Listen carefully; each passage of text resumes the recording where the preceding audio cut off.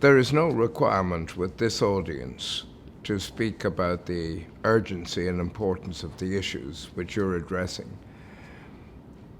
In a sense, the history of this period of the century will be primarily focused on the way that we relate to the great crisis of our time, which is the crisis of migration, and particularly of refugees.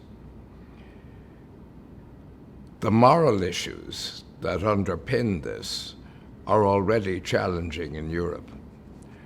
The political responses have been less than adequate, and those responses have sometimes been driven by domestic forces which appear to stand for a type of xenophobic and nationalist response that one might have hoped was left far behind us. Europe has had enough of a bad history in regard to the integration of people. It has had a bad history in terms of nationalism and the excesses of nationalism. And now we're called upon to respond to a crisis. Refugees, of course, have a particular place by reason of their persecution to make legitimate claims on all of us. I don't, in that context, either discount the obligations owed to economic migrants. Some of them, too, are the result of forced emigration and dreadful circumstances at home. The role that SHARE plays in this, and the role that ICMC plays in this time, is an important one. Because either we set about setting up the systems of integration across Europe which enable the migrants to become part of the communities to which they wish to belong, or we will have tension and we will have further growth of the type of xenophobic and often racist policies that some fringe parties in Europe seem to advocate. Even some of our political leaders have made statements which I think would have been much better not made.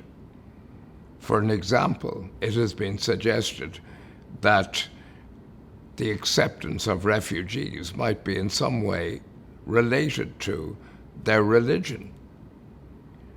This runs directly contrary to the very fundamental standards of the United Nations and of the European Union, which profess to believe in the dignity of man and the equality of man as foundation principles for the societies in which we live.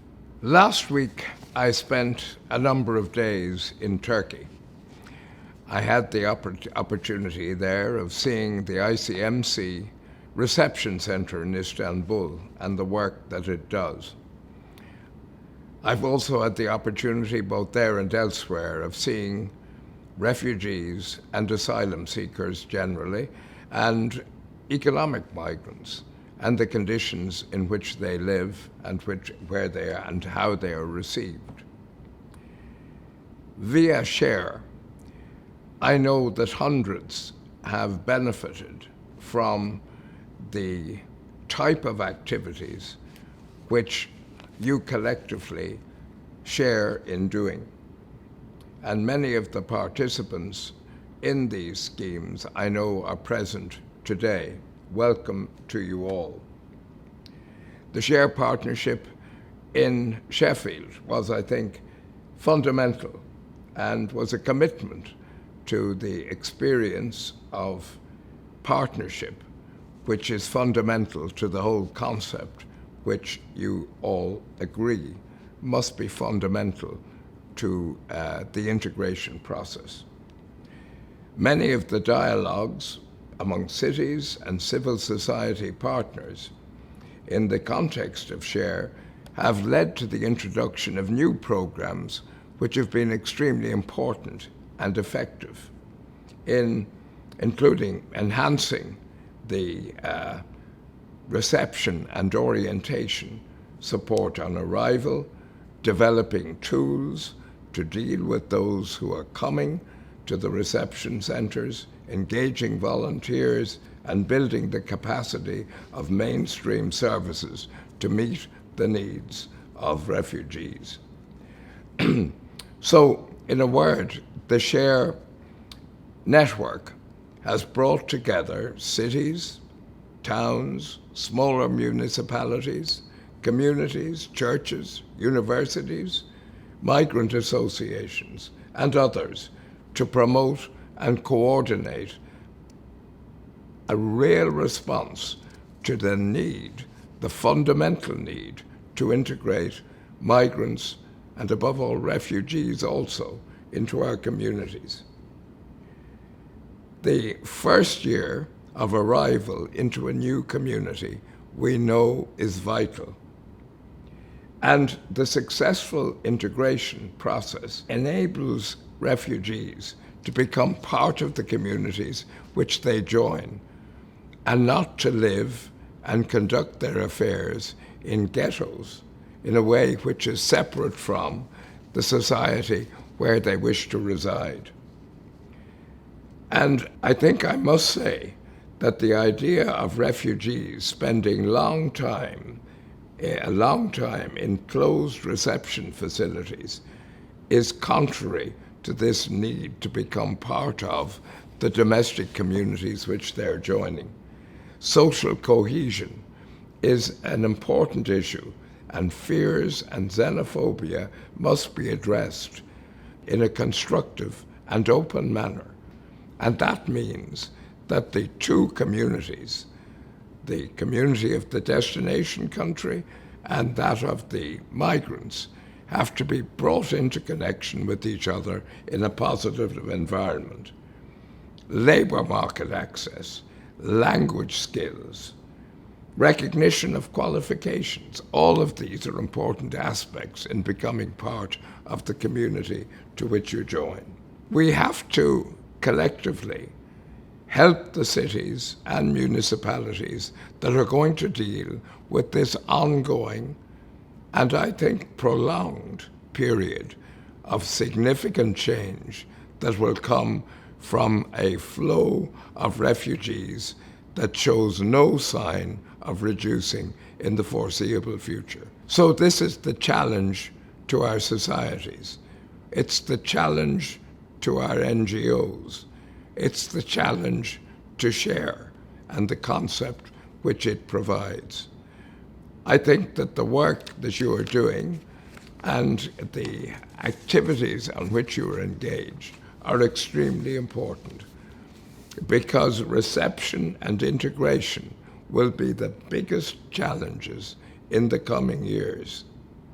And the initiatives that are being taken with the support of the European Union are extremely important. Two further points I wish to make. First of all, it is clear that if there is to be, as there must be, a European response, collective response to this issue, there has to be a significant relocation and resettlement component. Resettlement from the areas outside the European Union where there are huge numbers of refugees, Turkey, Lebanon, Jordan, and relocation from the major areas where there are huge numbers in Europe, Greece and Italy being two examples.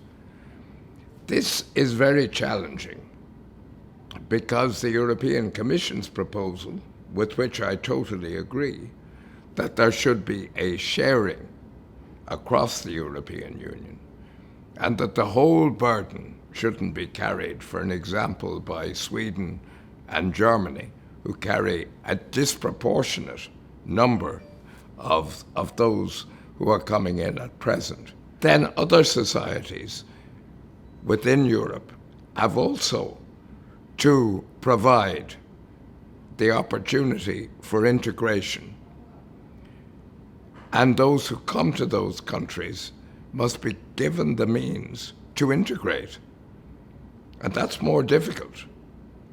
It may be linguistically challenging, and it may be challenging also for the individuals who may wish to be somewhere else. For an example, one can look at the camps in Calais, where so many have gathered trying to get into Britain, which incidentally are themselves a disgrace.